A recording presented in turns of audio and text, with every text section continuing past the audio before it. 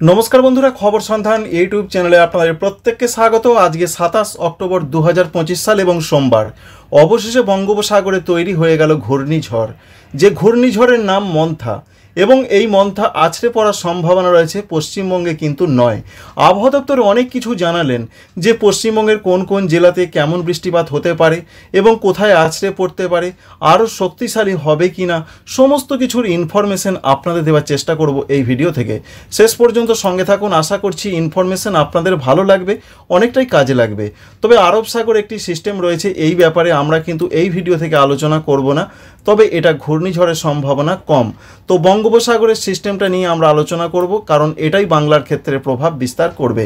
তবে এটা আপনাদের জানিয়ে দিচ্ছি যে পশ্চিমবঙ্গে দক্ষিণবঙ্গে ভারী অতি ভারী বৃষ্টির পূর্বাভাস কিন্তু পাওয়া যাচ্ছে। তো চলুন প্রথমে আমরা জেনে নেব, দেখিয়ে দেবো আবহাওয়া দপ্তর কী জানিয়েছেন তাদের ওয়েবসাইটে। প্রথম কথাই রয়েছে ঘূর্ণিঝড় তৈরি হয়েছে আজকে ভোর থেকে সকালের মধ্যে, সেটি তৈরি হওয়ার সম্ভাবনা ছিল এবং হয়ে গেছে। প্রায় 66 থেকে 70 কিলোমিটার গতিবেগ থাকতে পারে। তবে ভারতীয় আবহাওয়া দপ্তর জানিয়েছেন এই ঘূর্ণিঝড় যখন কাঁকিনাড়া সংলগ্ন জায়গায় আছড়ে পড়বে তখন তার গতিবেগ হতে পারে 90 থেকে 100 কিলোমিটার প্রতি ঘন্টায়, ঝাপটা মোট 110 কিলোমিটার। এবং যা তথ্য রয়েছে, তবে এই ঘূর্ণিঝড়টি তৈরি হয়েছে দক্ষিণ পশ্চিম বঙ্গোপসাগর এবং সংলগ্ন পশ্চিম মধ্য বঙ্গোপসাগরে। এরপর সেটি আস্তে আস্তে উত্তর এবং উত্তর পশ্চিম দিকে এগোবে, এমনটাই বলা হয়েছে। আস্তে আস্তে যেটা অন্ধ্রপ্রদেশ উপকূলের দিকে যাবার সম্ভাবনা রয়েছে। আজকে সেটা আরও প্রচণ্ড শক্তিশালী হবার পূর্বাভাস রয়েছে। আমরা যেটা লক্ষ্য করতে পারছি, এর সম্ভাবনা দুপুরের দিকে আরও বাড়বে, তার স্পিড এবং হাওয়ার গতিবেগ আরও বাড়ার সম্ভাবনা রয়েছে। অন্ধ্রপ্রদেশ থেকে এই মুহূর্তের যা তথ্য রয়েছে, অর্থাৎ এর দূরত্ব মোটামুটি হবে 750 থেকে 800 কিলোমিটার দক্ষিণ এবং দক্ষিণ পূর্বে অবস্থান করছে। এবং উড়িষ্যার গোপালপুর থেকেও সেটা দক্ষিণ এবং দক্ষিণ পূর্বে দিকে অবস্থান করছে, সেটার দূরত্ব রয়েছে মোটামুটি 800 থেকে 850 কিলোমিটার। এবং আগামীকাল যা পূর্বাভাস রয়েছে, আগামীকাল সকালের দিকে সিস্টেমটা অতি শক্তিশালী একটি ঘূর্ণিঝড়ে পরিণত হবে।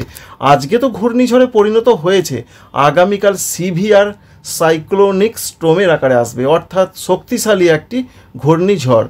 তবে ভেরি সিভিয়ার কিন্তু বলা হয়নি, অর্থাৎ অতি শক্তিশালী কিন্তু নয়। তো আগামীকাল সকালের দিকে কতটা গতিবেগ থাকার সম্ভাবনা রয়েছে? প্রায় 90 থেকে 100 কিলোমিটার গতিবেগ অর্জন করতে পারে এই ঘূর্ণিঝড় মন্থা। এবং যেটা পূর্বাভাস রয়েছে, আগামীকাল মঙ্গলবার সন্ধ্যা থেকে রাতের মধ্যে ঠিক যেমনটা আবহাওয়া দপ্তর জানাচ্ছেন, ঠিক তেমনটাই আমরা দেখতে পাচ্ছি আছড়ে পড়ার সম্ভাবনা রয়েছে। বিশেষ করে তাদের এই আপডেট রয়েছে কাঁকিনাড়া সংলগ্ন জায়গাতে আছড়ে পড়ার একটা সম্ভাবনা রয়েছে। মছলিপট্টনম এবং কালিনাগাপট্টনমের মধ্যবর্তী জায়গা দিয়ে সেটা উপকূলে আঘাত আনতে পারে। যখন উপকূলে আঘাত আনবে তার গতিবেগ থাকতে পারে, যেটা আপনাদের জানালাম, 110 কিলোমিটার।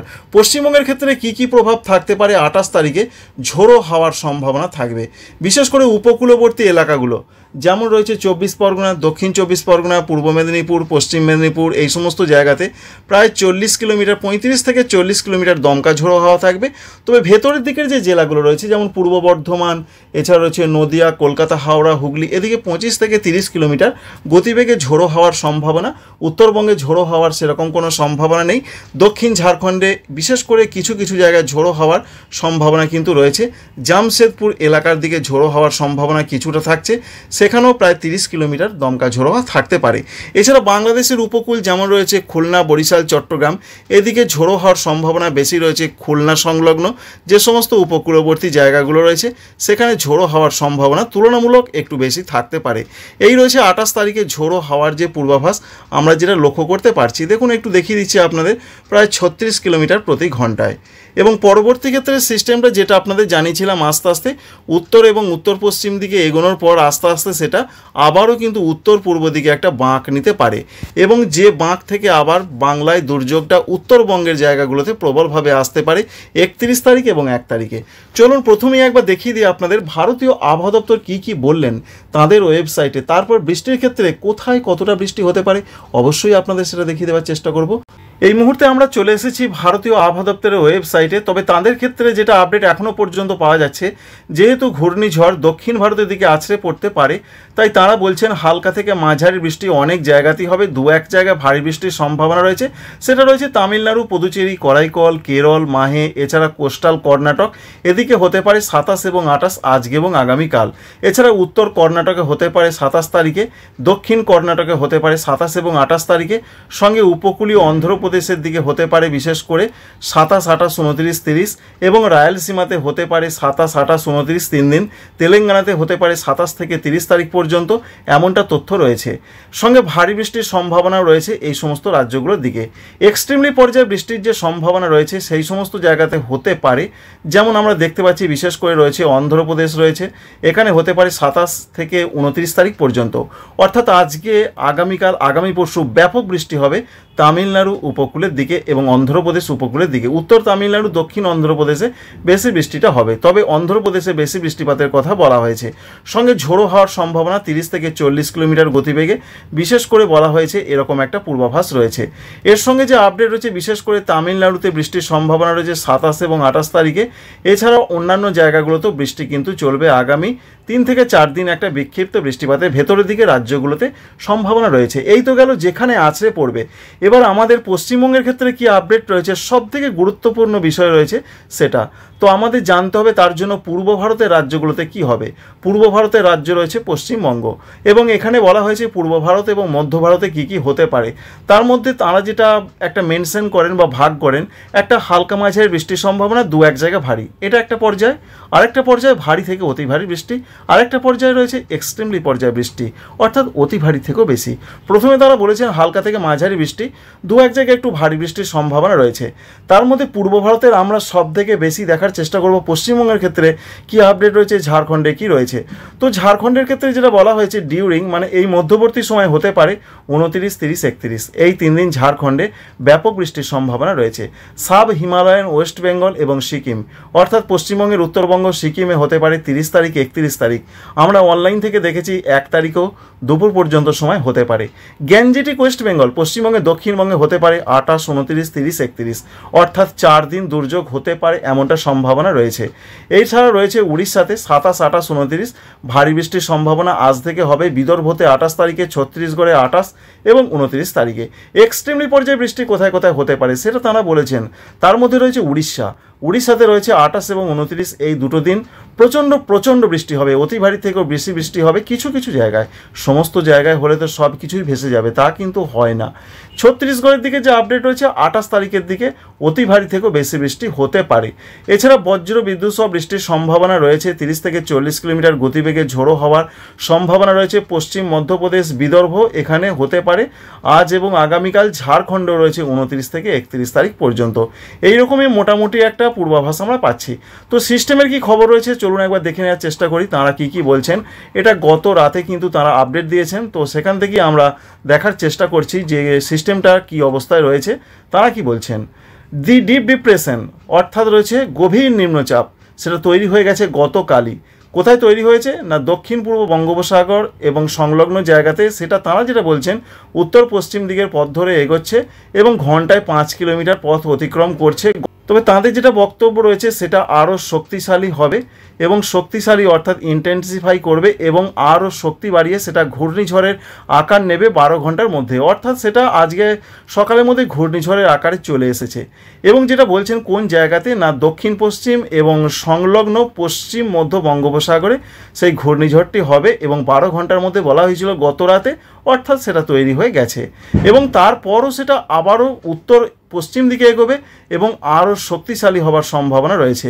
অর্থাৎ উত্তর এবং উত্তর পশ্চিম দিকে এগোতে এগোতে আরও ইন্টেন্সিফাই অর্থাৎ শক্তি বৃদ্ধি করবে এবং সিভিয়ার সাইক্লোনিক স্ট্রমের আকারে আসবে। কবে আসবে? মর্নিং অর্থাৎ আগামীকাল সকালের দিকে। দেখতে পাচ্ছেন 28 অক্টোবর তারিখ লেখা রয়েছে এবং তাদের যেটা বক্তব্য রয়েছে এরপর সেটা উত্তর এবং উত্তর পশ্চিম দিকে আস্তে আস্তে এগোতে থাকবে এবং অন্ধ্রপ্রদেশ উপকূল অতিক্রম করবে। কোন জায়গা দুটোর মধ্যবর্তী জায়গায়? একদিকে রয়েছে মছলিপট্টনম, অন্যদিকে রয়েছে কালিনাগাপট্টনম। এই দুই জায়গার মধ্যবর্তী জায়গা অর্থাৎ কাঁকিনাড়া সংলগ্ন জায়গার দিকে সন্ধ্যা থেকে রাতের মধ্যে এই ঘূর্ণিঝড় আঘাত আনতে পারে 28 তারিখ সন্ধ্যা থেকে রাতের মধ্যে, অর্থাৎ আগামীকাল, এমনটাই তথ্য এখনও পর্যন্ত আমরা পাচ্ছি। তখন তার গতিবেগ কত থাকতে পারে? সাধারণ গতিবেগ 90 থেকে 100 কিলোমিটার প্রতি ঘন্টায়, দেখতে পাচ্ছেন বলে দেওয়া হয়েছে। আর গাস্টিং অর্থাৎ যেটা আমরা বলি ঝাপটা মোড়ে, সেটা হতে পারে 110 কিলোমিটার। আশা করছি ইনফরমেশন যেটা তারা দিয়েছেন আপনাদের বোঝাতে পেরেছি এবং দেখাতে পেরেছি। এবার ম্যাপ থেকে কি কি আমরা দেখতে পাচ্ছি? ম্যাপ থেকে যা পূর্বাভাস আমরা পাচ্ছি, আজকে রয়েছে দেখুন, আজকে অবশ্যই 27 তারিখ উপকূলীয় অন্ধ্রপ্রদেশে লাল সতর্কবার্তা রয়েছে। এক্সট্রিমলি পর্যায়ে বৃষ্টি হবে, সঙ্গে উড়িষ্যাতে ভারী অতি ভারী বৃষ্টি। এছাড়া যেটা আপডেট রয়েছে তামিলনাড়ু, কেরল, রায়লসীমা এদিকে ভারী অতি ভারী বৃষ্টি হবে। অন্যদিকে ভারতবর্ষের ক্ষেত্রে গুজরাট রয়েছে পার্শ্ববর্তী জায়গা, এদিকে আরব সাগরের সিস্টেম থেকে ভারী অতি ভারী বৃষ্টি হবে। পশ্চিমবঙ্গ, ঝাড়খণ্ড, বিহার, উত্তর পূর্ব ভারতের রাজ্যগুলোতে আজকে কোথাও কিছু নেই। বাংলাদেশেও আজকে সেরকম কিছু হচ্ছে না। 28 তারিখে কি বলা হচ্ছে? 28 তারিখের যা পূর্বাভাস রয়েছে, 28 তারিখে দেখুন উড়িষ্যা, সঙ্গে রয়েছে ছত্তিশগড়, অন্ধ্রপ্রদেশ, এছাড়া রয়েছে রায়লসীমা বা তেলেঙ্গানা, এই সমস্ত জায়গাতে লাল সতর্কবার্তা কিন্তু রয়েছে। প্রবল বৃষ্টির পূর্বাভাস রয়েছে অন্ধ্রপ্রদেশ, ছত্তিশগড়, এছাড়া রয়েছে উড়িষ্যা, লাল সতর্কবার্তা। কিন্তু পশ্চিমবঙ্গে দেখুন হলুদ সতর্কবার্তা, হালকা মাঝারি দু এক জায়গা ভারী। উত্তরবঙ্গে যা পূর্বাভাস রয়েছে, উত্তরবঙ্গে সেরকম কিছু প্রচণ্ড সতর্কবার্তা থাকছে না। কবে না? আগামীকাল 28 তারিখে। উত্তর পূর্ব ভারতে সেরকম কিছু নেই। ঝাড়খণ্ডে বিক্ষিপ্ত হালকা মাঝারি 28 তারিখে শুরু হবে। 29 তারিখের কি পূর্বাভাস রয়েছে? 29 তারিখে উড়িষ্যা, অন্ধ্রপ্রদেশ ভেসে যাওয়ার মতন সম্ভাবনা, সঙ্গে ছত্তিশগড়ে ভারী থেকে অতি ভারী বৃষ্টির সম্ভাবনা, রায়লসীমাতে ভারী থেকে অতি ভারী বৃষ্টি হবে। এবং যা পূর্বাভাস রয়েছে উত্তরবঙ্গে কিন্তু সতর্কবার্তা শুরু হচ্ছে 29 তারিখ থেকে। বিহার, ঝাড়খণ্ড, উত্তরপ্রদেশ এই সমস্ত জায়গা, পূর্ব উত্তরপ্রদেশেও কিছুটা বৃষ্টির সম্ভাবনা অবশ্যই থাকছে। পশ্চিমবঙ্গের ক্ষেত্রে হালকা মাঝারি কিছু কিছু জায়গা ভারী বৃষ্টি হবে। আসাম, মেঘালয়, অরুণাচল প্রদেশের ক্ষেত্রে যেটা আপডেট হচ্ছে 29 তারিখে হালকা মাঝারি বৃষ্টি। ত্রিপুরা, মণিপুর, মিজোরাম, নাগাল্যান্ডে 29 তারিখে সেরকম কিছু হচ্ছে না। 30 তারিখের কি আপডেট রয়েছে?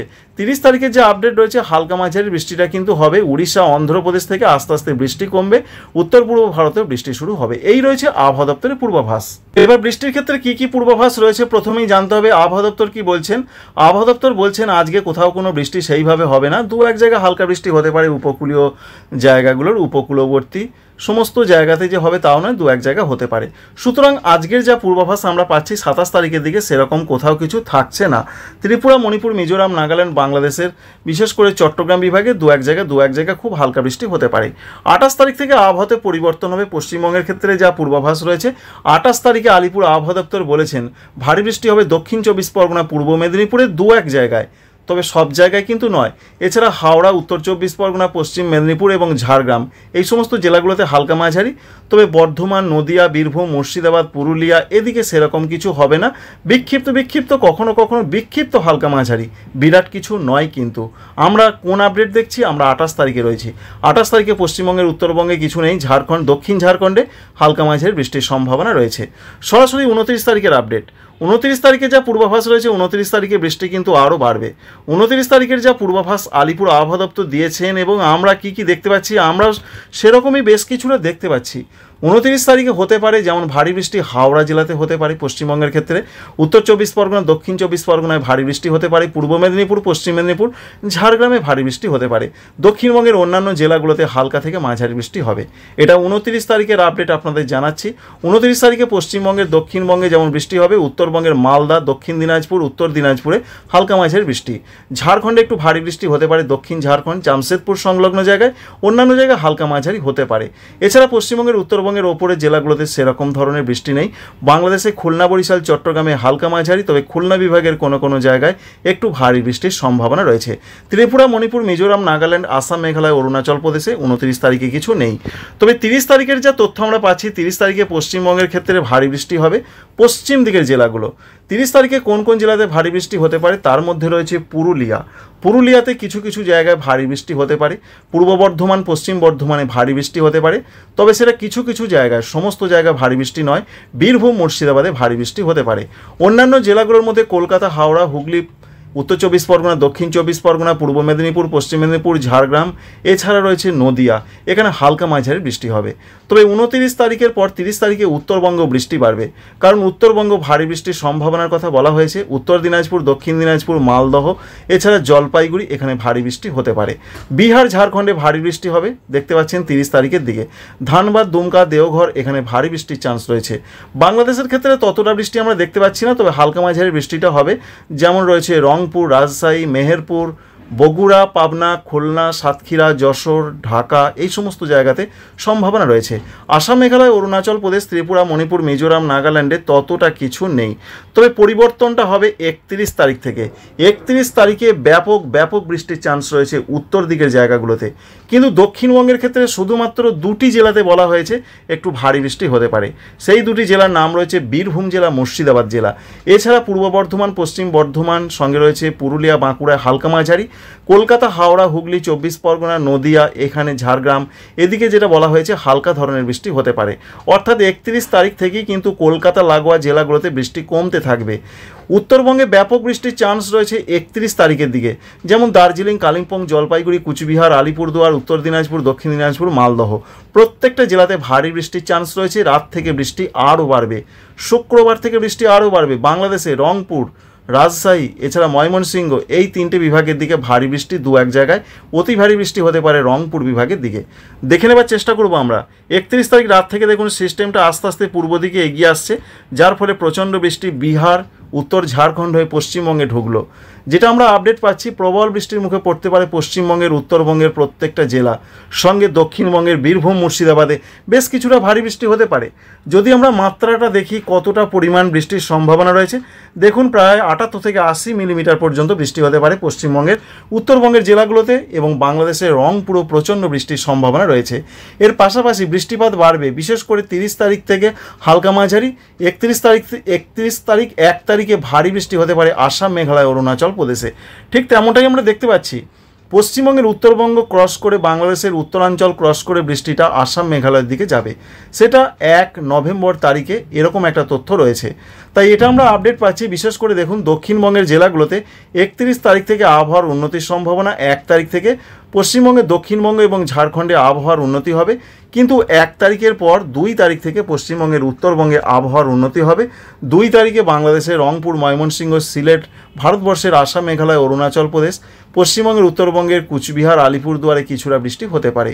ত্রিপুরা, মণিপুর, মিজোরাম, নাগাল্যান্ডে 31 তারিখ, 1 তারিখ এবং 2 তারিখে হালকা মাঝারি বৃষ্টি, 2-1 জায়গা ভারী হতে পারে উত্তর ত্রিপুরা, ঊনকোটি, এই জেলাগুলোর দিকে, তবে বিরাট ভারী কিন্তু নয়।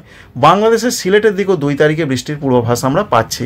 এই রয়েছে মোটামুটি বৃষ্টির পূর্বাভাস। 3 তারিখ থেকে, নভেম্বর মাসে 3 তারিখ থেকে বাংলাদেশের দুর্যোগমুক্ত হয়ে যাচ্ছে, পশ্চিমবঙ্গ আগেই হয়ে যাচ্ছে, ঝাড়খণ্ড আগেই হয়ে যাচ্ছে, কিন্তু অরুণাচল প্রদেশ, আসাম, মেঘালয়, মণিপুর, মিজোরাম, নাগাল্যান্ড, ত্রিপুরাতে হালকা মাঝারি বৃষ্টি হতে পারে।